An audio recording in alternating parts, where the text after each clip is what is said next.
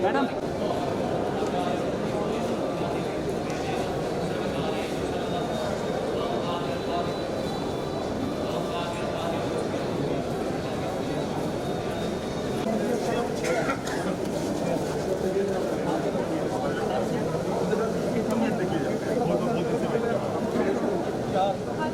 चेहरे बंधे हुए हैं।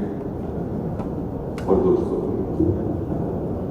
सबसे पहले तो हम सब भाई के पात्र हैं कि तवी नदी के तट पर जम्मू का ये सर्वप्रथम जम्मू हाट आज लोकार्पित किया जा रहा है। इसमें उद्घाटन और इसके लिए विशेषकर बधाई के पात्र उपराज्यपाल मनोज सिन्हा जी भी और उनकी अधिकारियों की टोली तथा वो सब जिन्होंने इसमें भाग लेकर के इस कार्यक्रम को सफल बनाया है, वो भी, क्योंकि तमाम दुश्वारियों के बावजूद, कोविड की दिक्कतों के बावजूद समयबद्ध तरीके से इस संस्थान को तैयार करके लोकार्पित करने का काम हुआ। प्रधानमंत्री जी की बात को दोहराते हुए मैं अपनी तरफ से ये भी बात कह दूं कि जब सन 2047 में 100 साल का स्वतंत्र भारत विश्व गुरु बनकर के संसार के पटल पर खड़ा होगा, तो वो समूचा का समूचा भारत होगा। उसमें उत्तर भी होगा, दक्षिण भी होगा, पूर्व भी होगा, पश्चिम भी होगा, जम्मू कश्मीर भी होगा और हमारा और आपका जम्मू भी होगा। और ये काम हम एक नई कार्यशैली के माध्यम से करेंगे। जहां जिस चीज की भरपाई नहीं हो पाई उसकी भरपाई की जाएगी, जहां जिस चीज की आवश्यकता है वो आवश्यकता पूरी की जाएगी। ना कोई स्वार्थ होगा, ना कोई कंसिडरेशन, ना वोट का आंकलन, ना वोट की कंसिडरेशन। और इस तरह से मिशन नॉर्थ ईस्ट प्रारंभ हुआ, जिसका जिक्र मैं इसलिए कर रहा हूं कि बहुत सी समानताएं, सिमिलरिटीज हैं जम्मू कश्मीर के साथ। 2014 में जब ये सरकार आई तो पूर्वोत्तर में अनेकों ऐसे प्रदेश थे, मेघालय, अरुणाचल प्रदेश, जहां लोगों ने रेलगाड़ी तक नहीं देखी। आज प्रत्येक राज्य में डबल ट्रैक रेल ट्रैक स्थापित हो चुकी है। कोविड से कुछ विलंब जरूर हुआ, परंतु संकल्प से सिद्धि की इसी यात्रा में किसी प्रकार की नाकामी आई, न उत्साह कम। और इसी तरह आज का ये जम्मू हाट के लोकार्पण का कार्यक्रम भी उसी क्रम का एक हिस्सा है, उसी संकल्प से सिद्धि की यात्रा का एक महत्वपूर्ण पड़ाव, एक महत्वपूर्ण मील का पत्थर। लेकिन जहां तक केंद्र का संबंध है, मैं पूरे विश्वास के साथ आपको आश्वस्त कर सकता हूं कि मोदी जी का सहयोग पूरी तरह से जम्मू कश्मीर के लिए उपलब्ध है। जम्मू कश्मीर के प्रशासन के लिए भी और जम्मू कश्मीर के समाज के हर वर्ग के लिए। मोदी जी के नेतृत्व में, उनकी दिशा निर्देश में पिछले 3 वर्षों में बहुत कुछ बदला है।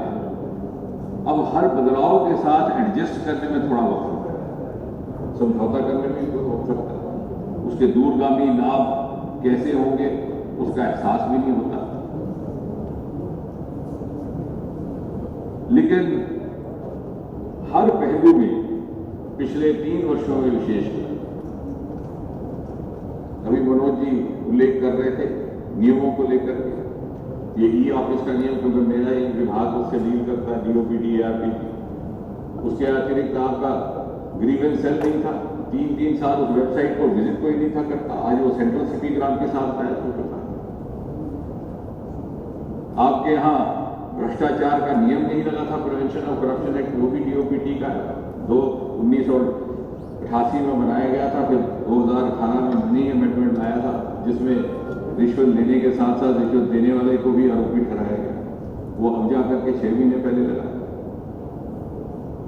जो लोग कहते हैं कि कोई बदलाव नहीं हुआ, क्या ये बदलाव नहीं है? इसके परिणाम धीरे धीरे आने लगेंगे। जब 2-4 बड़े मगरमच्छ जेल खाने चले जाएंगे तो पता चलेगा कि भ्रष्टाचार का क्या होता है। ये वो भ्रष्टाचार का कानून नहीं है जो अपनी मर्जी से पहले लगाया गया था कि जिसको अंदर करना है अंदर कर दो, इसको छोड़ना है तो ऐसा कर मुकदमा चलाओ कि सारी उम्र चलता रहे।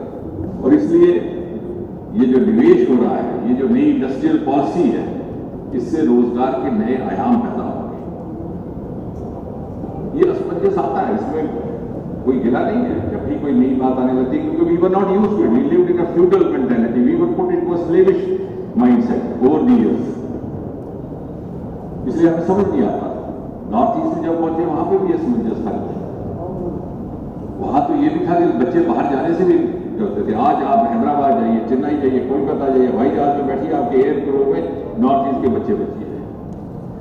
और इसलिए लंबी बात ना कहते हुए, क्योंकि एक बड़े सेमिनार का विषय है ये, तो मैं चाहूंगा कि इस तरह की कार्यशालाएं की जाए ताकि लोगों को जागरूकता हो।